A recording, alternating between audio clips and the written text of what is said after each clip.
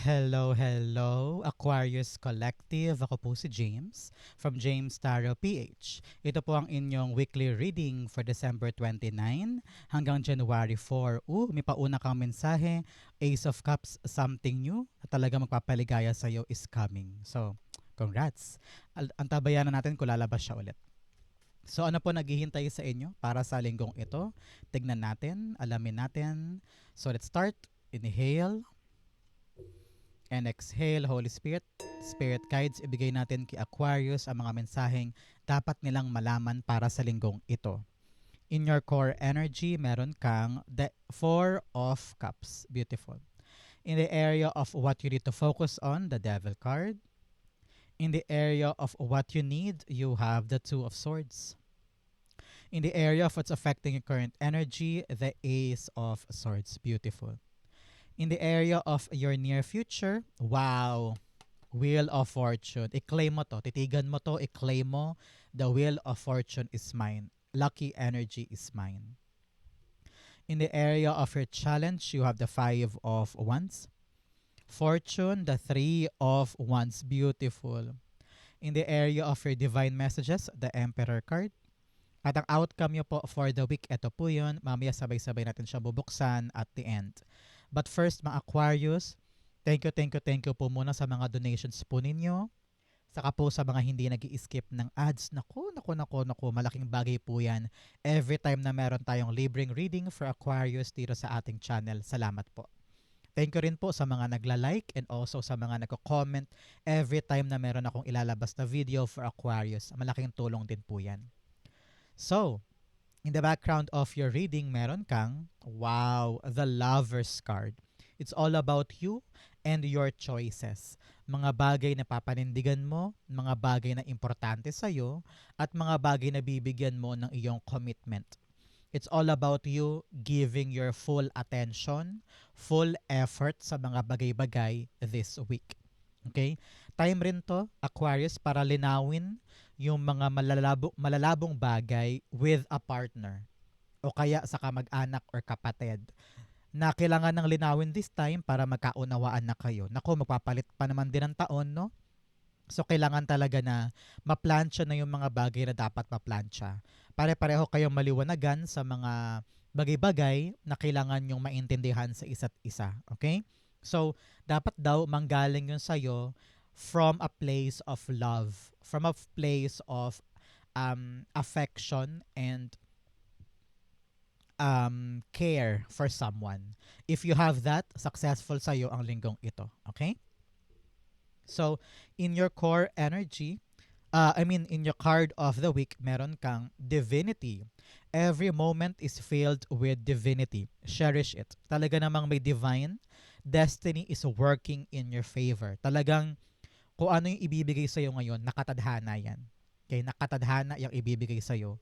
Kaya kailangan mahalin mo yung mga bagay sa paligid mo para makita mo kung ano yung pagmamahal na babalik din sa'yo.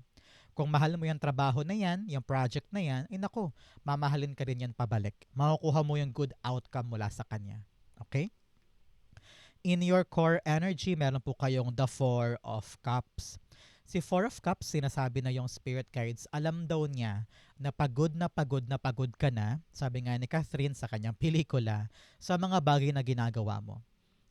For many times, super disappointed ka na. And hindi mo na alam kung paano to aatakihin ng maayos. Sabi mo, God, my God, pagod na po ako. Ibigay mo na sa akin yung gusto ko. Ano bang dapat kong gawin? Kakareklamo mo ng ganun, nakakalimutan mo ng tignan kung ano yung binibigay niyang iba sa'yo. Okay? So, you're so worried. You're so focused sa mga bagay na nawala kesa tignan mo kung ano yung dumarating. So, may binibigay daw sa'yo si God, pero parang hindi yan ang gusto mo eh. Parang hinihindian mo dahil sa hindi talaga yun yung itsura ng nasa isip mo. So, kailangan mo ngayon lawakan ng isip, magkaroon ka ng malinaw na pananaw pagdating sa mga bagay na gusto mo para makita mo kung ano yung mga bagay na nakahantad sa'yo na dapat mong kunin. Okay? It's all about your perspective. Kaya kailangan mong tingnan ng malawak ang buhay mo. Ano ba yung binibigay sa akin ni God na para sa akin talaga para makaalpas na ako sa tatlong bagay na ito na matagal kong iniyakan or matagal kong dinamdam na hindi siya napunta sa akin. So, open your arms, open yourself for new opportunity. Okay? Clarify natin siya. The Four of Cups being clarified by the Eight of Wands. Yes, Eight of Wands is all about you focusing on something new. Nakita ko dito may mabilis sa darating para sa'yo. Either may mabilis na resulta, may mabilis na development, o kaya bigla-bigla may mag-alok sa'yo ng bagong opportunity, tapos ikaw sabi mo, ay ayoko niyan, hindi yan ang gusto ko, ito yung gusto ko, tong mga nasayang. Yun pala yung binibigay sa'yo ni God. So, kailangan talaga tayo ay receptive and open for new things, baka mapunta to sa iba. Kaya kailangan talaga kapag dumating, make up your mind, grab the opportunity, it will change your life for the better. Okay? Napaka-importante niyan. At saka pag lumalabas po si Eight of Wands, isa to sa mga sign na nasa tamang direksyon ka. Kung walang nangyari sa tatlong bagay na ito, ibig sabihin, hindi talaga yun para sa'yo. Ang para sa'yo ito. So, God is really redirecting your life for something better. Kaya yun ang asahan mo. Okay? So, Aquarius, since ito po ay December 29 to January 4, nasa transition tayo ng dalawang magkaibang taon. Ano? So, ang tanong ko sa iyo, ano ang handa mong iwan sa 2025 na ayaw mo nang dalihin sa 2026? For example, sobrang pagkagastos ng mga anak or sobrang pagbili ng mga unwanted na gadgets or gamit. Ngayon 2026 gusto mo na maging firm sa budget para lahat ng mga gusto mo mabili mo na. Parang ganun. So, comment down below kasi pag sinusulat, nagkakatotoo ang manifestation. Okay? In your what you need to focus on, meron po kayong the Devil card. Devil card is all about you letting go of the things na kumakadena sa'yo. Maaring pride, ego, minsan dapat pag-aralan, ayaw mong aralin. So, may mga maling mindset ka na kailangan ng baguhin, kailangan ng bitawan para magawa mo na yung dapat gawin. Kasi parang yun daw yung pumipigil sa'yo, Aquarius para mag-level up ka na o magtuloy-tuloy na. So, kailangan dito accountability. Kailangan talaga tinatanggap mo kung ano yung mali, kung ano yung dapat baguhin, kung ano yung ilusyon na nakikita mo na dapat nang buwagin para makita mo na yung truth. At yung truth na yun, yun ang pupuntahan mo. Kailangan talaga malinaw sa'yo kung ano yung mga bagay na handa mong paglaanan ng commitment para mabuwag mo yung mga takot mo. Kasi pag alam mong committed ka dito, papanindigan mo, malalagpasan mo lahat ng takot at negativity. Okay? Clarify natin siya. So Aquarius, saan po kayo magbabagong taon this time? Sa pamilya nyo po ba? Sa abroad ka ba ngayon? Ano ang inyong setup? Paano kayo mag-celebrate ng bagong taon this time? Comment down below po. Devil cards being clarified by the King of Swords. Yes, readiness, bravery, so good energy, katapangan para putulin yung mga bagay na humaharang sa'yo or pumipigil sa'yo para maabot yung mga pangarap mo. Example, sa pamilya, no? Balak mo halimbawa pumunta sa Maynila para doon na magtrabaho, pero halimbawa ayaw ng mga anak mo. So you need to really tell them straightforward na ito yung kailangan natin, ito yung dapat gawin. Kailangan talaga panindigan mo tong action mo at huwag kang papapigil sa mga taong yan. Parang ganun.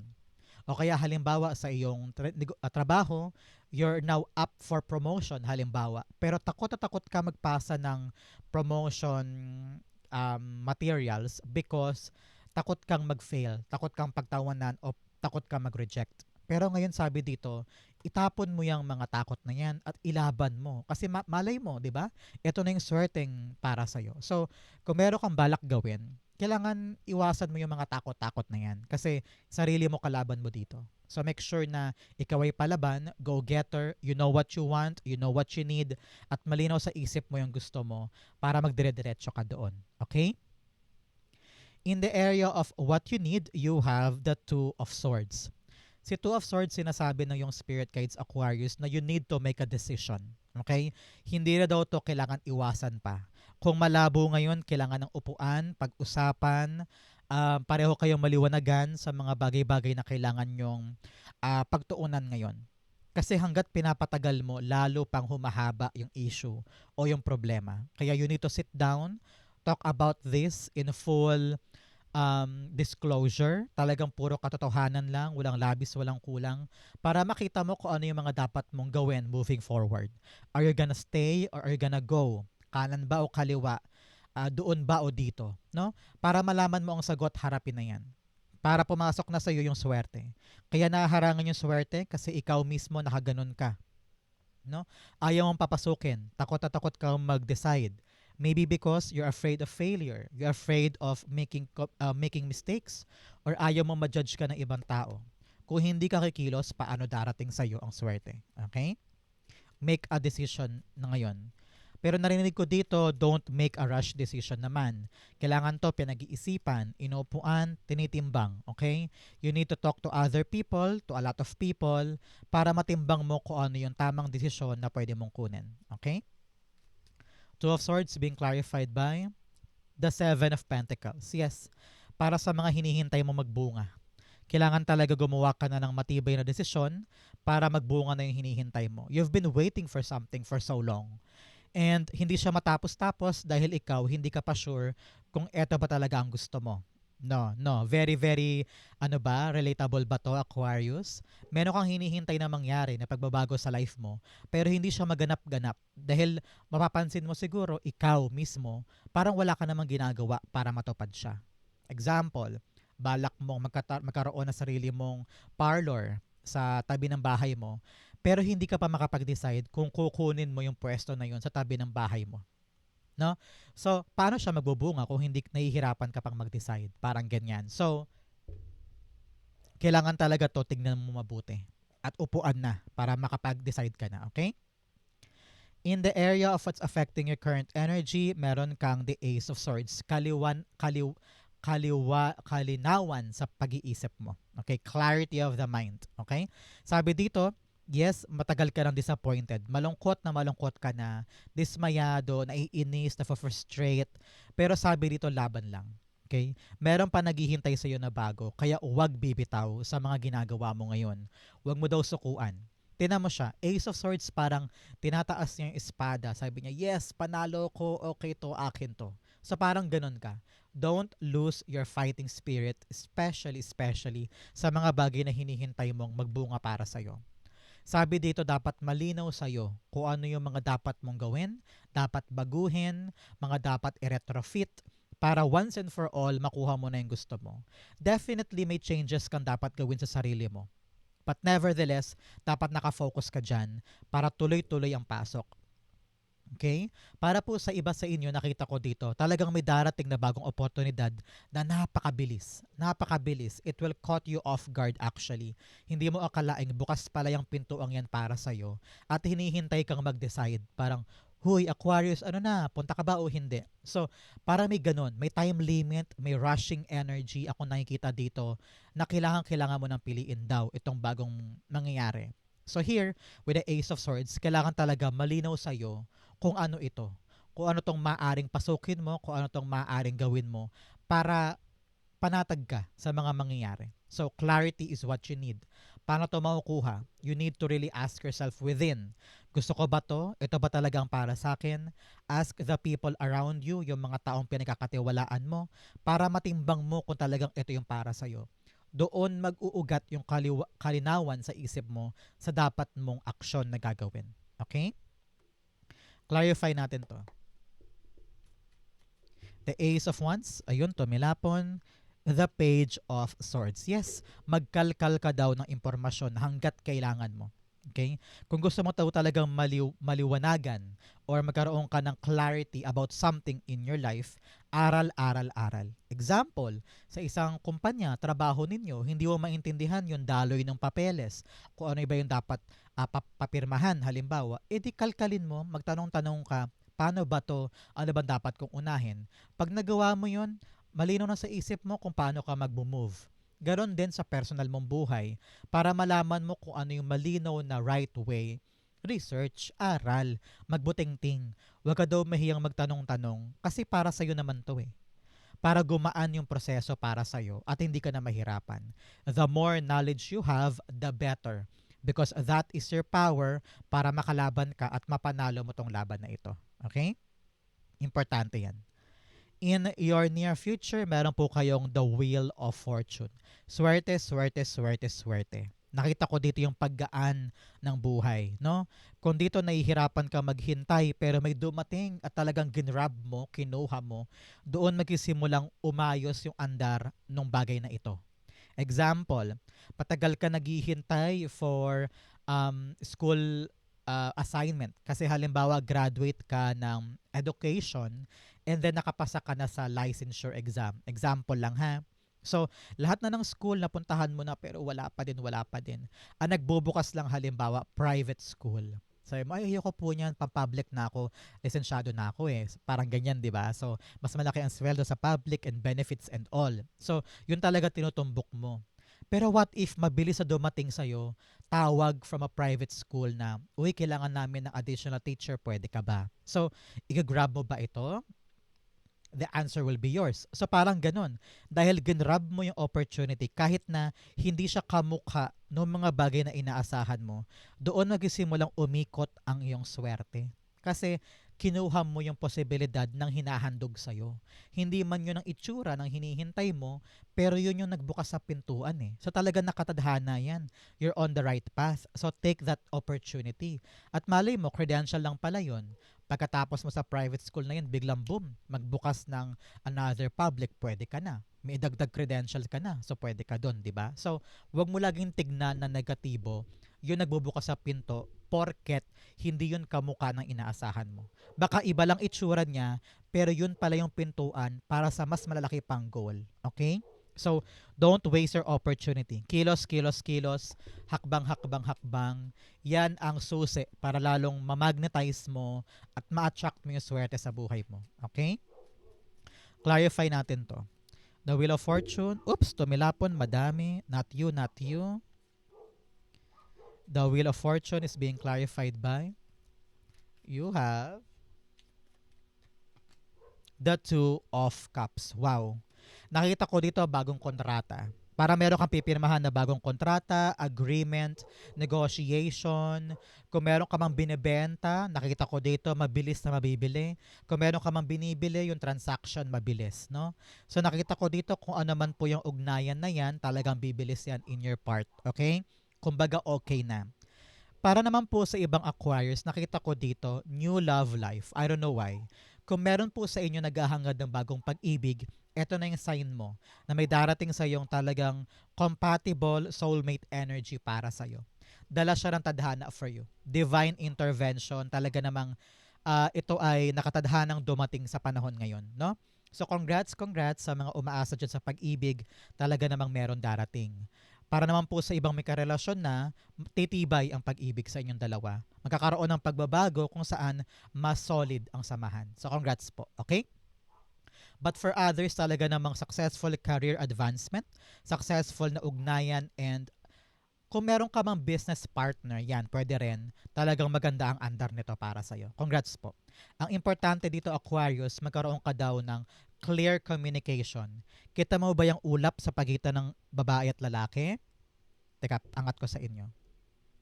Di ba sa pagitan ni babae at ni lalaki, sa ibaba ni Archangel Raphael, di ba parang may ulap?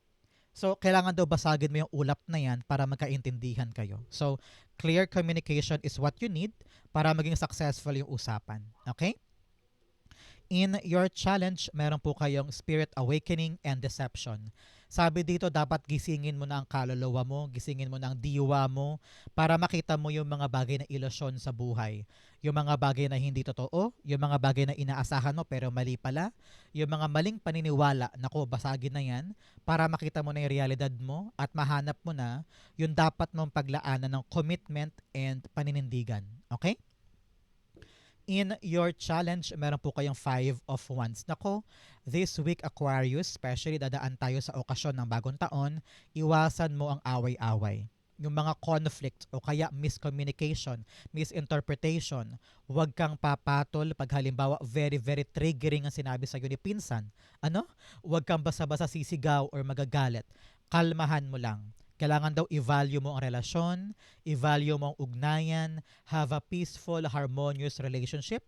At wag mo na daw i-big deal pa yung mga bagay-bagay sa paligid. Okay? Palagpasin mo daw tong okasyon na ito. Yun ang narinig ko. Palagpasin mo ang okasyon na to, kalmahan mo lang, para maging maayos ang lahat. Okay? Clarify natin siya. Five of Wands being clarified by, you have the Judgment card. Yes, itaas mo na lang. Nako, magising ka na lang sa katotohanan na ibibig deal ko ba to? Papatulan ko ba to? Parang you need to really ask yourself yung mga questions na yan para pag naliwanagan ka, alam mo yung move mo na hindi mo ikakasira, na hindi ikakagulo ng sitwasyon. Okay? Importante yan sa'yo this week. Okay ha? Payong-payo ito. Iwasan ang gulo, iwasan ang mga bagay-bagay. Ipagpasa Diyos mo na lamang, itaas mo na lang sa Kanya sa mo, God, ang sakit na ng ulo ko sa Kanya, kayo na pong bahala sa Kanya. Ganyan. Protect your peace. Protect yourself. Huwag kang makihalubilo dito para safe ka sa transition ng bagong taon na ito. Okay? In your fortune, meron kang crossing bridges. It's time for healing, connecting, mending, and releasing. Pakawalan mo na daw yung mga bagay na dapat pakawalan. Maghilom ka na daw sa mga sugat na meron ka. At panahon na to para tumulay ka. Kung meron kayong mga away-away, makipag-usap ng maayos, makipagbati na. Okay? You also have wandering path. Enjoy your journey. Happiness, love, passion. Yun daw dapat ang unahin mo. Pag mahal mo lahat ng bagay, magiging maligaya ka. No time for hate, no time for sungit, no time for sakit sa ulo. Okay? In the area of your fortune, you have the Three of Wands. Yung Three of Wands, sabi dito, huwag kang mag-alala, may darating na hinihintay mo. Okay? Kung ano man yung hinihintay mo, napakaganda ng fortune area mo kasi darating na daw siya. So congrats, congrats. Yung talagang mataimtim mong paghihintay, pagpapasensya, darating. I don't know why nakarinig ako afam. Meron ba sa inyo na may afam na hinihintay? Talagang nakita ko darating. Kung ikaw yung naghihintay ng pag-ibig, naku, darating talaga yan para sa'yo. Congrats po. Kung whatever man yung hinihintay mo na balak mong paglaanan ng commitment, effort, and paninindigan, darating na siya. So, i-claim mo yan, Aquarius. Isulat mo sa baba, I claim whatever I'm waiting for is coming for me this week. I claim it, I claim it, I claim it. Three of Wands. Oops, tumilapon. The Ace of Wands. Yes, talagang darating sa'yo ang isang bagay na magpapacelebrate sa'yo. This is actually stability energy. Pampamilya ito, nakita ko. Pang love life, pampamilya, pampagrow ng family wish. Nakita ko yan. So, sooner, later, you're gonna celebrate. May celebrate ka whether wedding, proposal, binyagan, something na talagang pang-celebrate ng pamilya. It's coming for you. So, darating isang bagay na mapapabago sa antas ng buhay mo, leveling up, reaching a new heights, at bagong pagkakataon ito, kaya wag mo sayangin. Okay? Mahalin mo to ha, tong bagong darating, para tumibay, maging matibay na pundasyon, lumago sa buhay mo. Claim mo to, it will be yours. In your divine messages, you have the energy is gaining momentum. Yes, bumibilis na, umaandar na yung mga bagay-bagay, kaya wag ka nang pahalukip-kip dito, lumaban ka, kunin mo yung opportunity so that you will get the momentum of good energy. You also have show the world the real you. Yes, ipakita mo kung sino ka. Ipakita mo kung ano yung kaya mong gawin. The real authentic you. Talaga namang may mga taong maka-appreciate sa'yo at makukuha mo yung mga tamang pintuan para sa'yo. Walang pagpapanggap, walang deception, walang impostora image, just you. And people around you will appreciate you more. Okay? In your divine messages, meron po kayong the Emperor card. The Emperor is all about you getting the control back in your life. Alam ko marami ka ng disappointments, pagod ka na, ayaw mo nang lumaban, ayaw mo nang umasa. Pero dito with the Emperor card, wag mo daw hayaang malusaw yung hope sa puso mo at yung driving force sa'yo. Laban lang ng laban, kunin mo yung pangarap mo, wag susuko, maging palaban ka pa. Okay? Because yun yung bala mo para magtagumpay ka this time. Okay? Sabi din dito, maging wais ka ha, maging sigurista ka. Hindi pwedeng sugod lang na sugod. Dapat hinahanda, pinagpaplanuhan, at wais ang aksyon. Ganyan ang mga emperor, ang mga hari, di ba? Hindi sila basta-basta na lang susugod sa gyera nang hindi handa. So, kailangan ganun ka ngayon. Maghanda sa laban kasi talagang mapapalaban ka this week. Okay? The Emperor card, the Five of Pentacles. Yes, kahit mahirap, kahit nakakapagod, kailangan ready tayo to fight hanggang manalo tayo. Huwag ka daw mahiyang humingi ng tulong sa mga tao sa paligid mo na maaaring magbigay sa iyo ng guidance, ng magandang payo, o kaya help, tulong talaga, literal. Kunin mo daw yon. Hindi naman daw kahinaan ng paghingi ng tulong. Hindi naman daw kahinaan yung paggabay sa iyo ng ibang tao. Kailangan mo yun eh. Regalo sa iyo ni God yung mga help na yan eh. So, grab it, take it para gumaan yung andar, mapabilis ang andar, at matapos ka na sa ginagawa mo. Okay? So, kapag dumating ang tulong, wag mo hindian, wag mo katakutan, wag mo isipin na mahina ka. Power mo yan at kaloob yan sa'yo ng Diyos. Take it. Okay? Outcome mo yan, but first, bigyan mo na kita ng fortune cards. You have Mountain Road. You're on the road to success. Wow. I-claim mo to. Sulat mo sa baba, I claim I am on the road to success. You also have Archway. Wow. New opportunities, possibilities, and paths opening up. Wow, i-claim mo rin to. Meron ka daw new opportunities and possibilities para sa'yo. Another message, meron kang Rooster. An arrogant, boastful person you should not cross. O sabi ko nga sa inyo, meron kang toxic person sa buhay mo na napakatigas ang ulo, napaka-arrogante. Huwag mo na lang daw pansinin, iwasan mo na lamang para hindi ka maging komplikado. Ano? You also have career. Wow, meron daw mga dapat asikasuhin sa career, mga dapat pagpasensyahan, mga dapat habaan ng PC, no? Because you need to protect your career. Kaya kung kailangan maging humble, maging yumuko, no? Kung kailangan mo yumuko at magpasensya, do it because you are actually needing to commit para sa career na yan. So give it your all, okay? Ang outcome ni Aquarius for December 29 to January 4, the Queen of Cups. Beautiful. Queen of Cups all about talagang katahimikan ng buhay. Peace of mind, peace of heart. Sabi dito, follow what makes you happy. Yung mga mahal mo, yung mga pinipili mo, choices mo, kasi nandun ang puso mo eh. Kaya mo siya pinaglalaban, kaya mo siya gustong kunin, kaya gusto mo siyang makamit sa buhay mo, kasi ganoon siya kaimportante. So sabi dito, ipaglaban mo ang mga bagay na gusto mo. Okay? Huwag kang mapanghinaan ng loob porke sinabihan ka na, uy, wag na yan. Di yan bagay sa'yo. Ikaw naman, hindi eh. Ito yung gusto ko, mahal ko to eh, akin to eh. So, honor your feelings. Honor what makes you happy because tatagal yan sa buhay mo. Okay? The effect will be long-lasting. Queen of Cups being clarified by the Nine of Cups. Wow, alam mo na Aquarius, pag lumabas to, kung lagi po kayo nanonood sa akin, pag lumalabas si Nine of Cups, eto na yung moment mo to make a wish. So ngayon mag-wish ka na. Okay? So it will come true. Nine of Cups, clarifying our Queen of Cups, telling us, pare-pareho na meron ka talagang matutupad na wish dahil ginusto mo to. Pangarap mo to eh. Ito ay pangarap ng puso mo eh. Heart's desire mo to eh. So ngayon, grab it, take it. Ito talaga yung magbibigay sa iyo ng satisfaction, contentment, fulfillment na matagal mo nang nais kunin.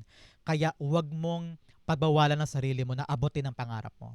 Because alam ko na ito yung magbibigay sa iyo ng saysay, talaga namang worthwhile experience. Ika nga. So, grab it, take it, karapatan mo to, deserve mo to. And I'm very, very happy for you. A wish will be fulfilled at umaapaw yung kaligayahan sa puso mo. Congrats po. So, Aquarius, ito po ang inyong December 29 to January 4. Thank you, Holy Spirit, Spirit Guides, for the clarity of messages. Saan po kayo nakaresonate ha? Comment po kayo sa baba, babasahin ko po yan. Thank you again for watching hanggang dulo, Aquarius. I love you. This has been James for James Tara PH. God bless everybody.